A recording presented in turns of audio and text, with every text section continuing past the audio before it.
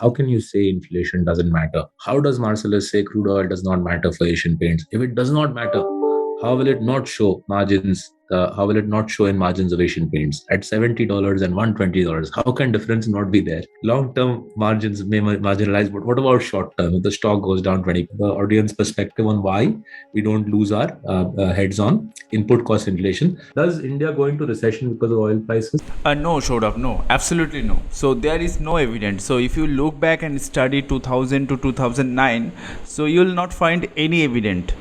This is sort of substantial this point, right? So many of you, I'm sure, were investing in India in 2004, 5, 6, 7. Oil prices were touching $110 a barrel. I remember by the end of that period, 120, I think, by the end of that period. That was in us zamane ka money. If you bring that to current prices, oil prices basically in the 4, 5, 6, 7 boom were touching $200 per barrel, right? So we are at $108 today, folks.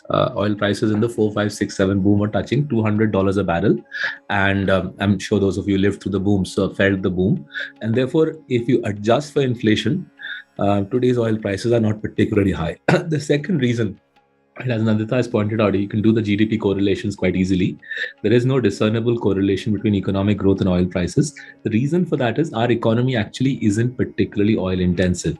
50% of our GDP is services, right? Banking and financial services, IT services, trade, transport, hotels. This is pretty much half of India's GDP. We're an unusual developing country. We're an unusual developing country where half the economy is services. Services is much less oil intensive. Manufacturing is only a quarter of our GDP. It's a challenge for the country, but it is what it is.